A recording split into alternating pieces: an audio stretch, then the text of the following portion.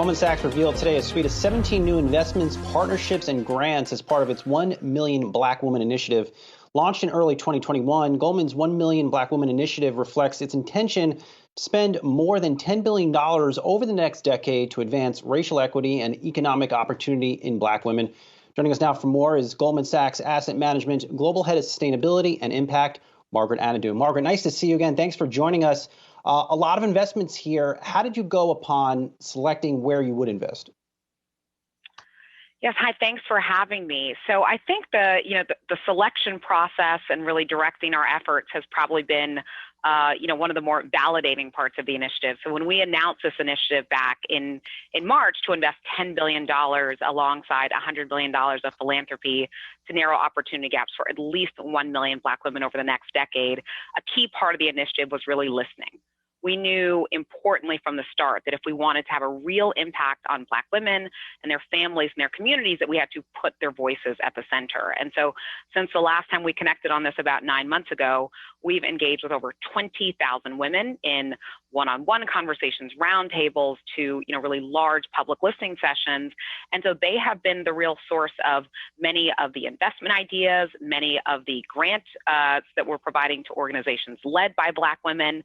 And so really the process has just been listening, sitting back humbly and understanding what the challenges are and importantly what the solutions are, and then putting that capital behind those great organizations and entrepreneurs.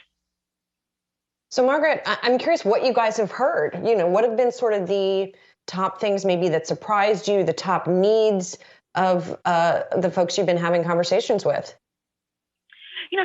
So much of what we've heard is that these issues, of course, just starting with that alarming racial wealth gap of 90% between Black women and white men, it's complex, and really the approach that we have to take is comprehensive. So we've heard loud and clear that there are challenges around housing, around healthcare outcomes, around access to education, and that's everything from early childcare education, which we know is important, all the way to vocational programs to upskill adults and help them switch careers. And so what we've heard is that if we want to make a difference here, and we've been very clear about the length of the commitment, the size of the commitment to have a real impact, we have to focus on these issues that really cut across Black women's life cycle, everything from where they're born, where they learn, where they work, where they get their information around financial health.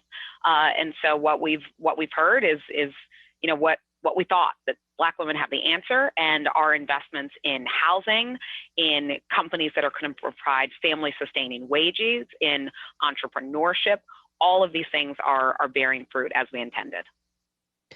And that I think that's really reflected in when you look at the organizations and businesses you guys are partnering with. It's really across this wide swath of different areas, as you're talking about, that need to be addressed.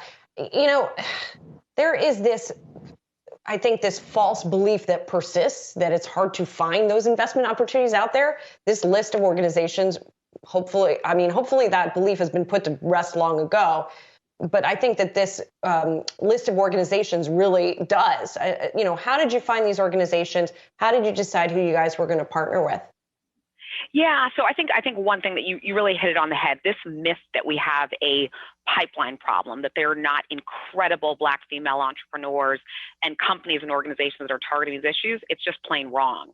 If you look at where, for example, we've made a $35 million investment to help scale a company called Chime Solutions, which is run by an incredible entrepreneur. This is her second business that she's growing and scaling, Shelly Wilson, based in Atlanta.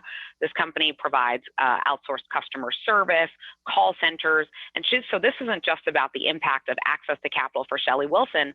That company is going to create jobs in underserved communities. They provide childcare on site, so they're focused on that issue as well. Another great entrepreneur that we're working with, Dion Nelson, who's the CEO of Laurel Street, working with her to create affordable housing with on-site childcare in Rome, Georgia.